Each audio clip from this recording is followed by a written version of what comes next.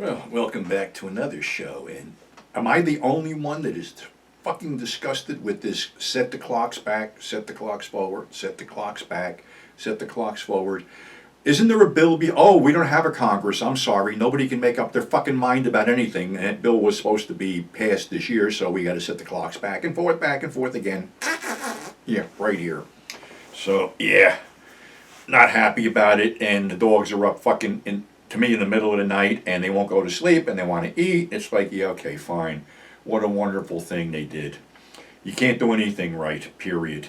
And just remember tomorrow, Tuesday, you'll get this Tuesday, vote yes on everything. Get rid of this draconian bullshit out of Ohio, because if it passes, no weed and no abortions, no matter what happens. Fucking 2-year-old can get raped and she have to carry the baby to term. But all right, enough political horseshit. I had an idea, when that whole Powerball thing was like $1 billion.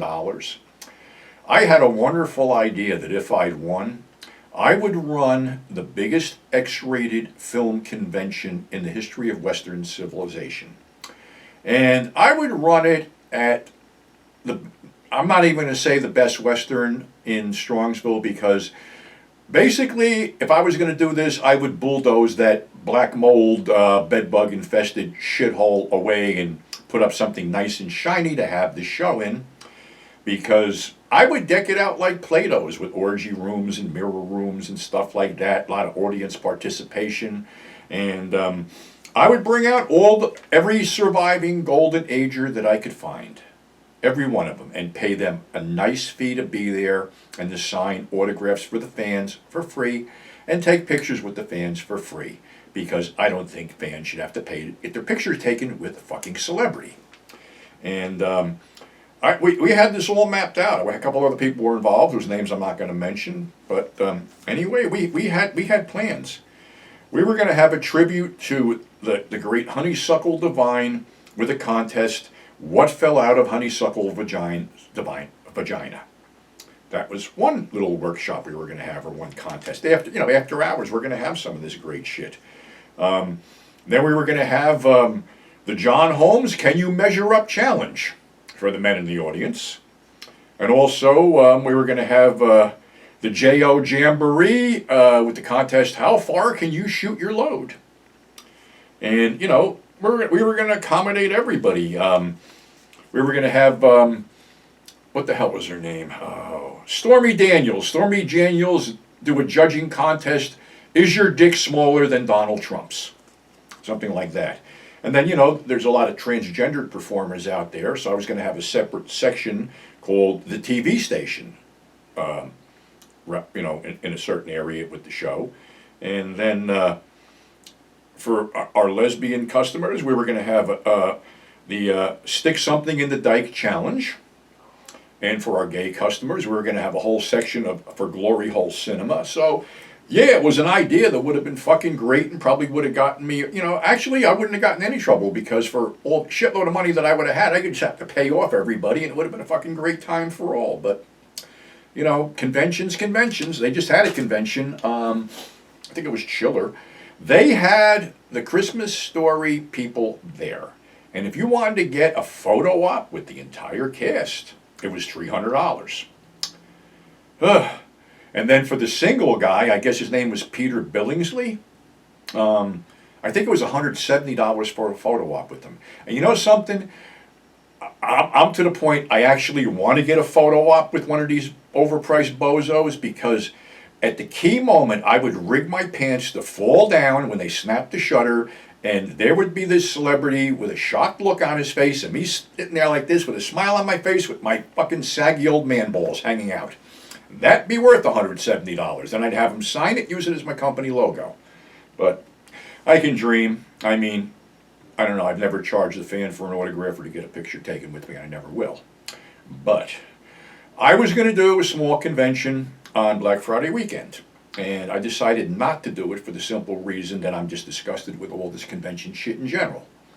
But my buddies were going to go up there and sell these DVDs and Blu-rays that I had kept on the side for the show. So then I get a letter that the convention's canceled.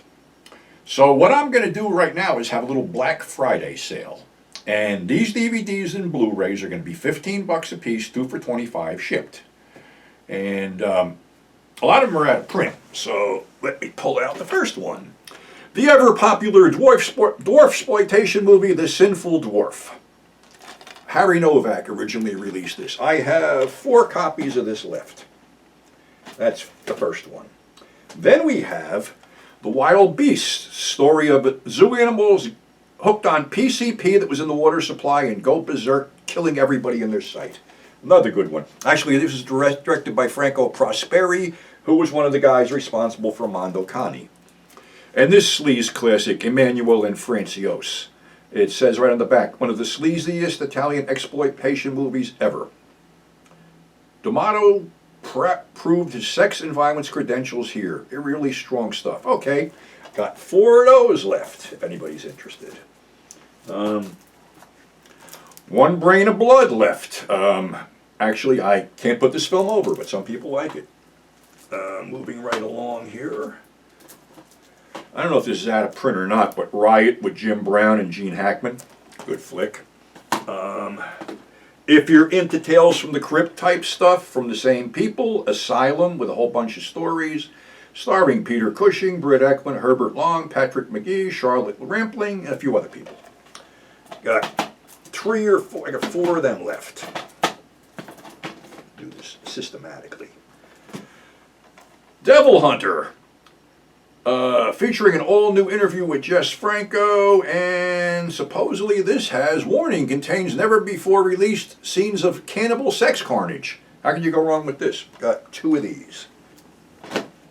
Another popular one, Santa Sangre, by the guy who gave you El Topo. Got 2 of these left. Somebody may want this for themselves. I got 2 of them, all 4 Lethal Weapon movies, and a Blu-ray set. But I watched that one.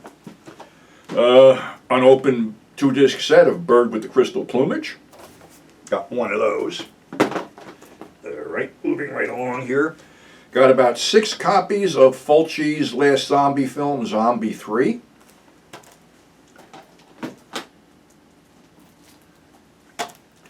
Got a couple copies of Umberto Lenzi's Eaten Alive. Didn't the BJs do a song, Eaten Alive? You know, that was Eaten Alive. I'm sorry. I digress. Let's see what else I got. Echo and Forbidden. These exploitation things. Basically, I think this was Lee Frost. These were fake Mondo movies. Interesting stuff, though. This is a double feature. Echo and Forbidden. 2 movies. And then we have, what else we got left here? Oh, I still got an Eaten Alive. Got 3 Eaten Alive and 1 copy left of the Drive-In Massacre. That's that.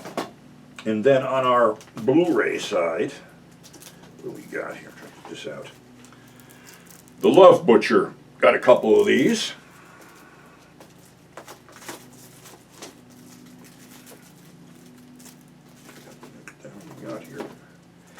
Then we got The Fog, The Fog and the Howling double feature. We got Fulci's City of the Living Dead. And what else we got left here? On the blues, that's about, yeah. That's it on the blues. So, if any of this stuff interests you, I mean, you know, Black Friday, Christmas is coming, what the fuck?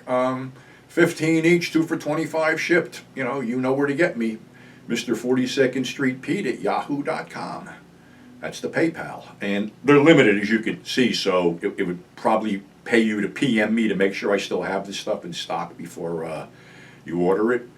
And that's the safest way to go. So that's our little quickie show for today. Until next time, stay safe. Thanks for subscribing. Thanks for tuning in. Go check out www.42ndstreetpete.net for all the latest info, and we'll catch you on the flip side.